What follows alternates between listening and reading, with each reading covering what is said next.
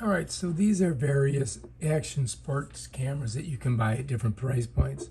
This is an older camera, and if you notice, these are all kind of the same, these Chinese cameras. I'm going to show you this one.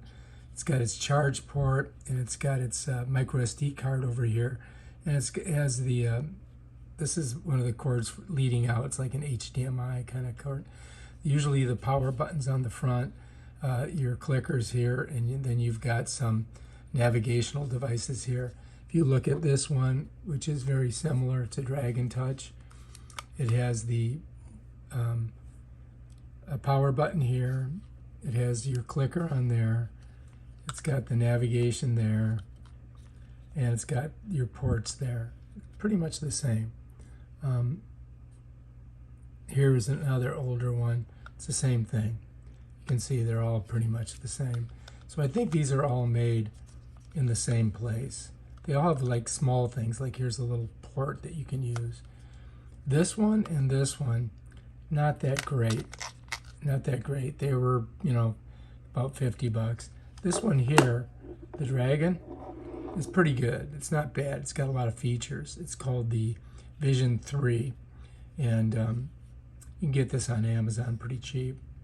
It has a nice touch screen on it that works really well. You turn it on.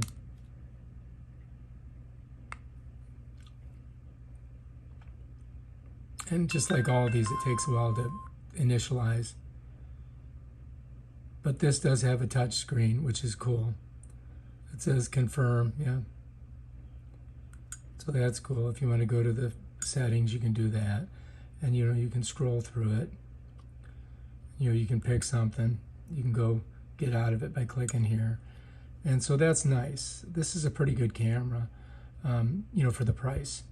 And if that's called the Dragon Touch. Now, let's go ahead and turn this off. All right, so that's off. Let's set it down here. Now, I bought this Vivitar, believe it or not, for 48 bucks. It came with a selfie stick. It came with a micro SD card, 2 batteries, and a waterproof case. And this camera, I got to tell you, it charges over here.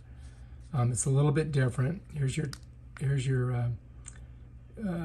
on button.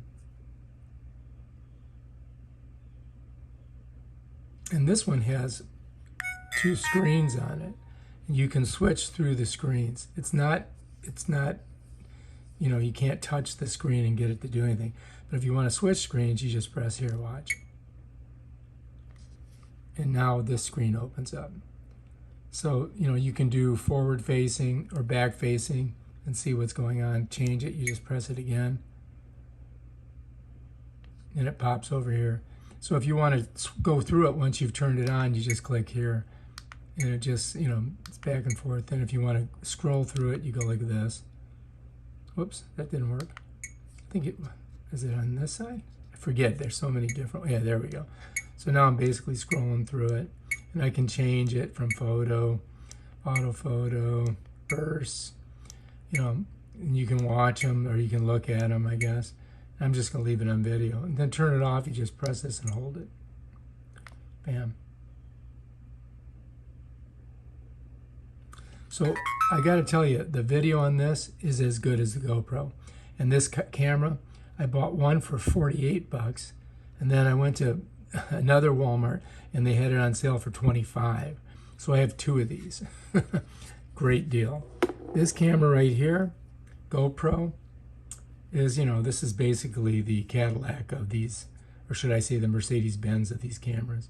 It has a lot more features. It shoots great video, but the difference is that this camera is going to cost you $300 to $400. Let's go ahead and turn it on.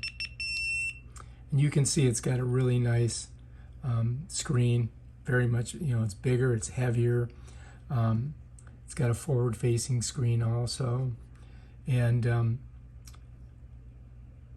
you know, you can touch, you know, and it'll do different things. It's got like here, you know, you can go here. It's got a touch screen on it, so you know it works really well. Here's your actuation button to take photos or video.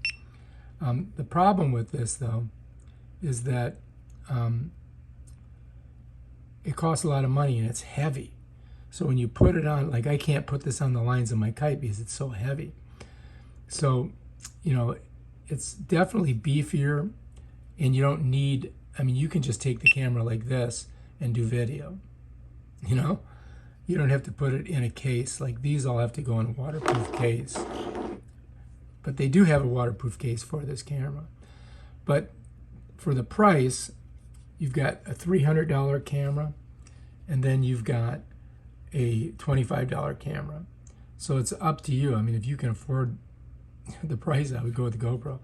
But here's one problem that I did have, is I hooked up the adapters here, so you can, you know, so you could put it on a bike or put it on a selfie, you know, these little things here, and it had a screw in it. And because I take it in the ocean, that screw rusted, and it rusted into these, so I had to cut it off with a hacksaw. So that, but I'm going to still keep the camera because it's still good. Let's go ahead and turn it off. But for the price, out of all these cameras, that Vivitar is a great deal. GoPro, of course, is the if money's no expense, you don't care, you know, you just buy this one. But this thing here, it's much lighter, and it shoots almost the same video as this one does. All right, if you like this video, subscribe to my channel and check out my other awesome videos where I show you stuff like this. Peace out.